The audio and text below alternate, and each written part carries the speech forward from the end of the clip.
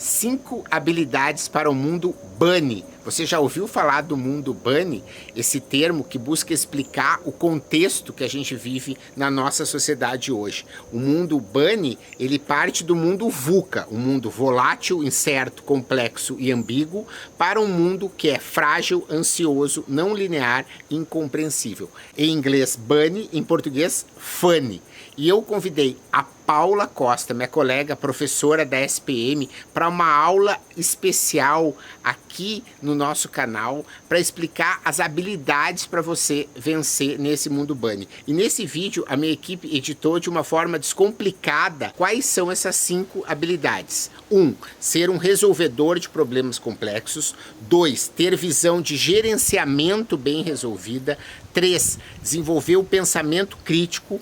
4. Adotar o lifelong learning, essa paixão por aprender sem parar. 5º, e não menos importante, desenvolver esse lado humano que a gente precisa dentro da gente. E você vai ver aí que a Paula vai te mostrar em detalhes essas habilidades. Antes de você aprender tudinho, eu te convido a você se inscrever aqui no canal, porque se você está assistindo esse vídeo até aqui, é porque você quer estar atualizado com tudo que está acontecendo. E todo o conteúdo que eu gero aqui é para te manter atualizado e atualizada para ser um profissional, uma pessoa cada vez melhor. E eu não estou sozinho. Você vai ver a competência da Paula e dos demais convidados que eu trago aqui no canal. Então, uma das habilidades é o lifelong learning. Aprende sem parar aqui no YouTube. Te inscreve e vamos assistir agora a Paula. Chegamos aqui às nossas 5 habilidades. Vamos começar com a primeira, Troubleshooter Abilities, né? Em uma tradução aí livre,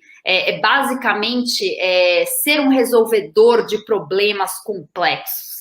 Né? A gente não tem muito como fugir, a gente está falando do mundo Bunny, onde cada vez mais a gente tem mudanças recorrentes, né, complexas e um imperativo muito forte por inovação. Ou seja, a gente vai ter problema cada vez maior para resolver. A gente vai precisar lidar com problemas maiores e quem não gosta de resolver problemas, gente, me desculpe, mas não vai aguentar. A gente precisa olhar para o mundo, acordar todos os dias pronto para resolver problemas. Tem duas dicas aí que eu acho que são legais a gente se atentar.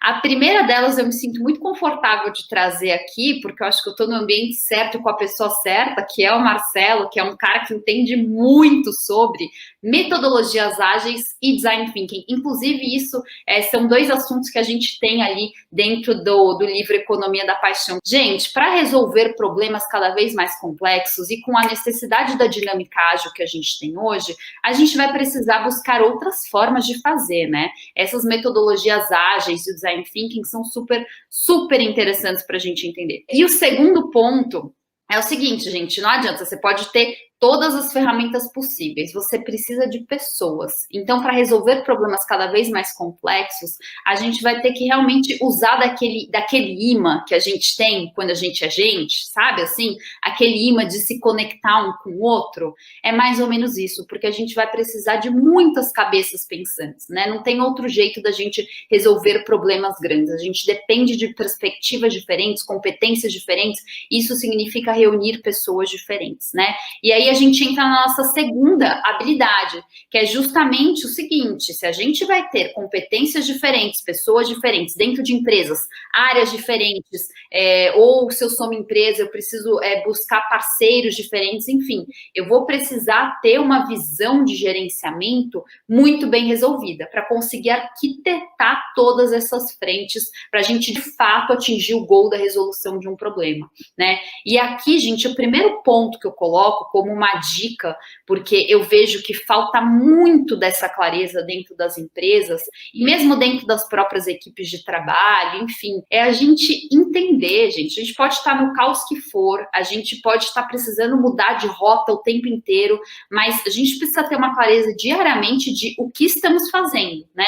O que a gente está fazendo, para onde estamos indo e o que precisa ser feito. Coloquem essas 3 perguntinhas aí na realidade de vocês, porque dificilmente a gente chega hoje numa empresa e a gente pergunta aleatoriamente para um funcionário e ele sabe responder essas 3 perguntas. E aí, o que a gente está fazendo com o nosso tempo?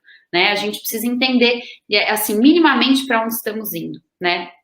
E dentro disso, a gente precisa entender também dessas novas estruturas organizacionais, né, de um modo geral, onde a gente precisa reunir, de fato, uma diversidade de pessoas, de cabeças pensantes, que a gente vai trabalhar em cima de novos modelos hierárquicos, né? A gente tem novas formas de reunir pessoas em função de um objetivo ali em comum. E dentro desses novos modelos hierárquicos, que também é outro tema que aparece ali em Economia da Paixão, tem 2 fatores que eu gosto de chamar muita atenção. A primeira, gente, é a liderança empática, né? Eu acho que, assim, liderança é um capítulo à parte, porque se deixar, a gente pode fazer uma aula só sobre isso. A gente precisa entender que a gente precisa cada vez mais de líderes que realmente saibam lidar com o diferente, que tenham essa postura empática em relação aos problemas, em relação às pessoas, enfim, em relação a toda a conjuntura aí que se estabelece. E o segundo ponto, gente, é a autogestão. A gente está caminhando para estruturas aí hierárquicas, onde, de fato, aquela figura do chefe, né, que é aquela pessoa que dita as tarefas e o que precisa ser feito, ela está morrendo, né? Ela tende a acabar, não faz mais sentido, né? Ainda vejo muitas empresas que iniciam o dia com chefes falando para os funcionários o que precisa ser feito, né? E isso não faz mais sentido. A gente está vendo essa expansão da liberdade dos profissionais atuando ou de forma independente ou dentro de empresas, aonde, olha, eu sei o que eu preciso fazer, eu conheço minha força de trabalho, eu conheço as minhas competências, eu sei o que eu vou precisar buscar um aqui, o outro ali, mas é um sistema de autogestão. E esse sistema de autogestão, ele não é fácil, né? Tudo tem seu preço, a liberdade ela tem um preço. E a gente precisa entender que é muito importante hoje, a gente como profissional, desenvolver o nosso autoconhecimento, né? Entender de fato como que a gente vai se gerir nesse sentido. É uma responsabilidade muito grande, não é tão simples como é colocado muitas vezes de uma forma muito liberal. Terceira habilidade aqui, gente, pensamento crítico. Eu acho que aqui a gente tem um ponto muito importante, justamente porque a gente está vivendo aí um mundo onde as informações chegam para a gente a todo instante, né? E se a gente não quiser enlouquecer, a gente precisa minimamente conseguir entender o que vale para a gente, o que não vale, né? O que faz sentido ou não. A gente precisa conseguir tomar decisões em cima do nosso olhar crítico para tudo que chega até nós, porque as coisas elas vão continuar chegando em uma velocidade cada vez maior. Então, esse discernimento crítico ele é muito importante para a gente, primeiro, não enlouquecer e, segundo, tomar boas decisões. A gente não precisa ter resposta para tudo, né? Tudo bem alguma coisa chegar aqui para a gente e a gente não ter uma resposta pronta, a gente precisar questionar, precisar ir a fundo, pesquisar, entender, olhar por diferentes ângulos, né? A gente precisa exercitar mais as coisas que chegam até nós e não ter preguiça de, deixa para lá, porque isso aí deve ser fake news. Vamos entender, vamos investigar para ver se faz sentido ou não. O ter um olhar, né, um pensamento crítico está muito relacionado com a nossa capacidade de, né, saber criticar e ser criticado. E aí aqui eu trago uma consideração que também eu puxo ali do nosso livro ali da Economia da Paixão, que é a comunicação não violenta, né? Essa frente aí que foi desenvolvida por um psicólogo americano, né, o Marshall, que fala muito justamente sobre as nossas possibilidades de desenvolver uma comunicação e principalmente no momento que a gente está falando de crítica, né? Porque a crítica ela é algo positivo e não negativo, onde a gente coloca a comunicação a nosso favor, né? Para o nosso desenvolvimento, para a nossa evolução enquanto sociedade. Todo mundo já entendeu, né, que nessa realidade aí, de novo, né, de grande complexidade, de mudanças recorrentes, todos os dias a gente está aprendendo alguma coisa nova. É inevitável. Se você não está aprendendo alguma coisa nova, desconfie, né? Tem alguma coisa de estranho aí no seu contexto.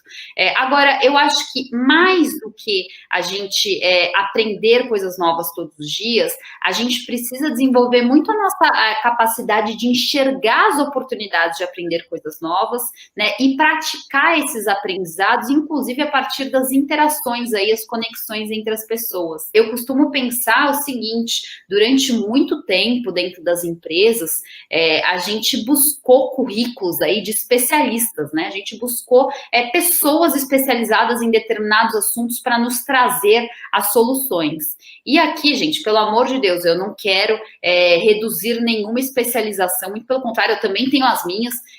Acho que a gente precisa valorizar cada vez mais justamente esse aprofundamento do conhecimento, mas a gente precisa ter um cuidado muito grande, né, de não achar que o especialista ele vai ter todas as respostas ou ele vai saber de tudo. Então, em alguns momentos de contratação, a gente vai precisar exercitar uma sensibilidade, uma característica nossa humana, para a gente identificar se a gente está procurando aquele profissional que sabe de tudo ou aquele profissional que está disposto a buscar saber tudo. Um ponto também que eu coloco como muito importante dentro do lifelong learning é realmente a gente conseguir exercitar aí os nossos aprendizados, né? Principalmente nas relações com o outro. Então, aquele profissional que é o especialista que você está contratando, ele está disposto a compartilhar os aprendizados dele, né? Isso é tão importante. E aí eu trago aqui uma outra teoria para vocês, que é uma teoria de um psiquiatra americano, né? Só os americanos aqui hoje, tá, gente? Mas um psiquiatra americano aí, que é o William Glasser, que ele tem essa pirâmide de aprendizado, né? Essa pirâmide, basicamente, ela nos mostra o quanto cada formato de aprendizado contribui para a nossa retenção do aprendizado. E observem aí na base o que a gente tem, né? A prática do aprendizado, o ensinar aquilo que a gente sabe, debater, né? O observar e o escutar. Quanto mais a gente interage a partir do aprendizado, mais a gente retém esse conhecimento. Então, dentro das empresas, principalmente, mas aí também devo falar, dentro das casas, dos lares, né, onde a gente, eu acho que conversa cada vez menos, a gente precisa muito conseguir exercitar esses diálogos aí em torno de aprendizados para a gente conseguir reter e evoluir de novo, né, enquanto sociedade. A gente precisa exercitar mais desses ambientes de troca, porque isso fomenta muito do nosso aprendizado, né, e não tem outro jeito. O mundo Bunny exige o aprendizado constante. A quinta competência, gente, talvez seja a mais complexa, a mais difícil e a mais importante, que é o simplesmente vamos ser humanos. A gente precisa conseguir desenvolver uma cultura mais humanizada e só quem consegue fazer isso, gente, não são as máquinas, somos nós, pessoas,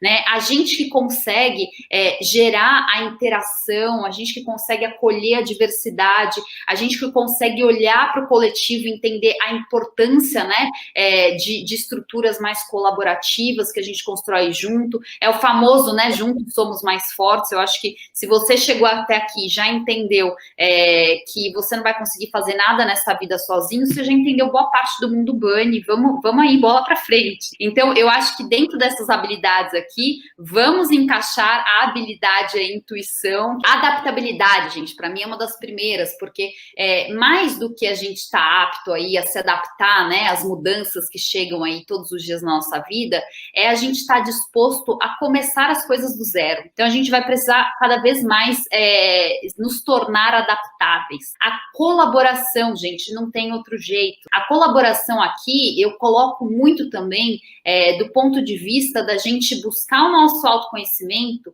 no sentido de quais são as minhas potências, quais são as minhas forças, as minhas competências e como eu consigo entregar isso para o grupo e quais são aquelas outras competências que eu preciso buscar no grupo para eu aprender e me desenvolver. A criatividade, gente, a gente vai precisar cada vez mais ser criativo para a gente responder com inovação frente a todas as transformações que nos aparecem aí diariamente, né? Não tem outra fórmula, a gente precisa exercitar muito da diversidade, buscar repertório, buscar conhecimento. A criatividade, ela é uma fórmula, né? Ela não é algo que você nasce com ela pronta, você precisa buscá-la. A persuasão, eu acho que é muito importante a gente falar aqui dentro da comunicação, né?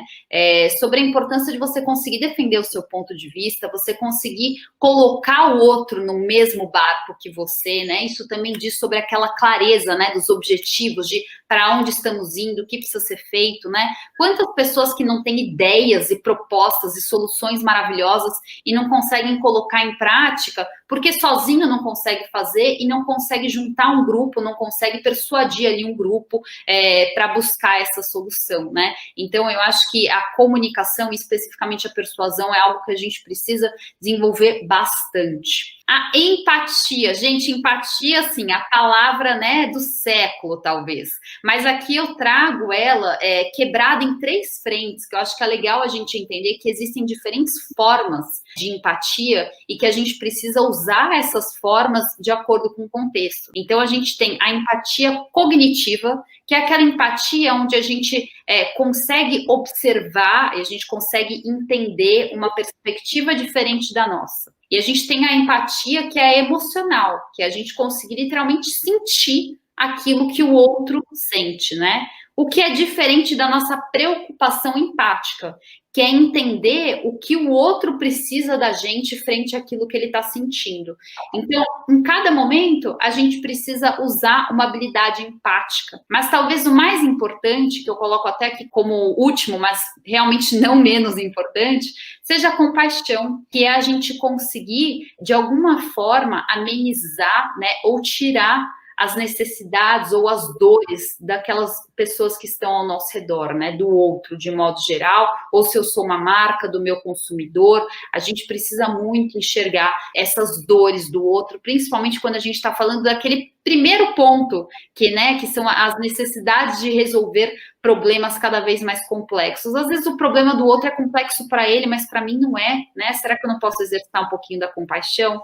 Adaptabilidade, colaboração, criatividade, persuasão, empatia cognitiva e emocional, preocupação empática, compaixão e intuição. São características que a gente precisa treinar para ser mais humano. Se você quer ser protagonista dessa nova era, que eu chamei de economia da paixão, como ganhar dinheiro e viver mais e melhor fazendo o que ama, compra aí meu novo livro, você vai ver em detalhes, tá uma obra incrível. Toda a primeira parte trata do mundo Bunny e você tem muito mais, tem todos os atributos do protagonista, da paixão, numa edição maravilhosa como essa. Depois você vai ver tudo aquilo que você precisa saber para ser um profissional, um intraempreendedor, um empreendedor de sucesso, e vai ter no final o passo a passo para você chegar lá. Essa é a 4ª parte, você vai preenchendo e ao final você tem o seu projeto na prática. Acredito que vai te ajudar muito a desenvolver essas habilidades. O link para você comprar tá aqui embaixo na descrição. Aguardo os seus comentários.